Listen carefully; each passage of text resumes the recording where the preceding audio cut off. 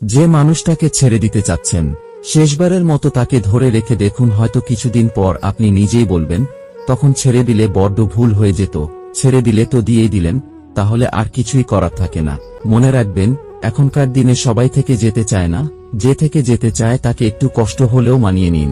অন্তত তার কাছ থেকে আপনি কখনো ঠকবেন না, সে যেমনই হোক। বরং মানুষটাকে রেখে দিলে আপনি বলতে পারবেন দিন শেষে পাশে থাকার মতো আপনার কেউ আছে। এটুকুই বা কয়জন গর্ব করে বলতে পারে? ছেড়ে চলে যেতে তো সবাই পারে, কিন্তু সবাই তো আর ধরে রাখতে পারে না।